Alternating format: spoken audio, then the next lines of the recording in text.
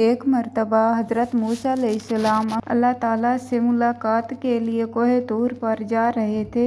एक जगह आप अलैहिस्सलाम को पत्थर से रोने की आवाज़ आई तो इससे पूछा कि तुम क्यों रो रहा।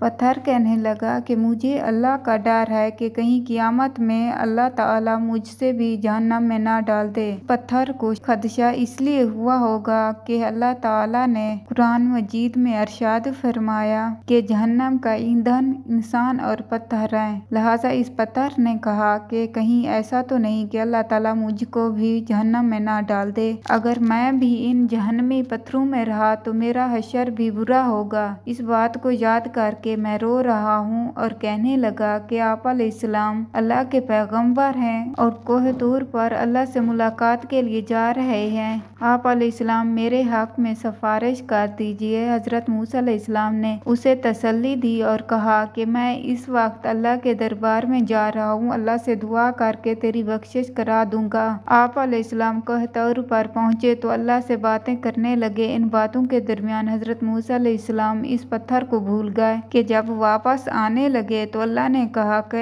ऐ मूसा, तुम इस पत्थर को भूल गए, क्या तुमने उससे सिफारिश का वादा नहीं किया था। हज़रत मूसा अलैहिस्सलाम ने अर्ज किया कि ऐ अल्लाह, वाकई मैं भूल गया, आप सब कुछ जानते हैं। अल्लाह ताला ने फरमाया कि जाओ उससे कह दो कि हमने उस मग़फ़िरत कर दी है और इसको बख्श दिया और देगर पत्थरों के साथ इसको जहन्नम में दाखिल नहीं किया जाएगा। हज़रत मूसा अलैहिस्सलाम खुशी खुशी वापस आए, इस पत्थर को खुशखबरी सुना दी और चले गए। फिर कुछ दिनों बाद हज़रत मूसा अलैहिस्सलाम कोह तूर पर जाना था।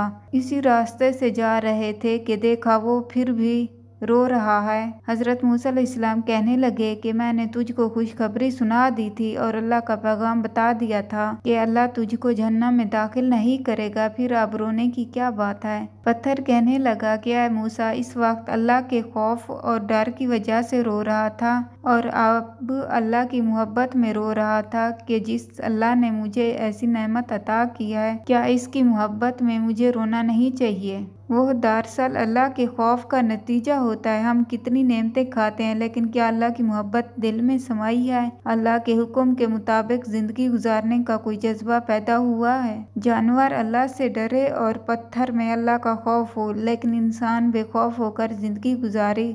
एक जानवर को अल्लाह के डर की वजह से परेशानी होती है, जिसका असर ये होता है कि आदमी सो ही नहीं जाता और हम जानवरों के बारे में सोचते हैं कि यूं ही चलाते होंगे, नहीं बल्कि कभी ये अल्लाह के डर से रोते हैं, कभी ये हमको एहसास दिलाने और हमारे शऊर को बेदार करने के लिए रोते हैं। क्योंकि इनकी बात की हमको समझ में नहीं आती, इसलिए तो हम सुनी को अनसुनी कर देते हैं। अल्लाह ताला से दुआ है कि अल्लाह हमारे दिलों में अपना खौफ पैदा फरमाए, अपने और अपने प्यारे नबी हज़रत मोहम्मद सल्लल्लाहु अलैहि वसल्लम के बताए हुए रास्तों पर चलने की तौफीक अता फरमाए।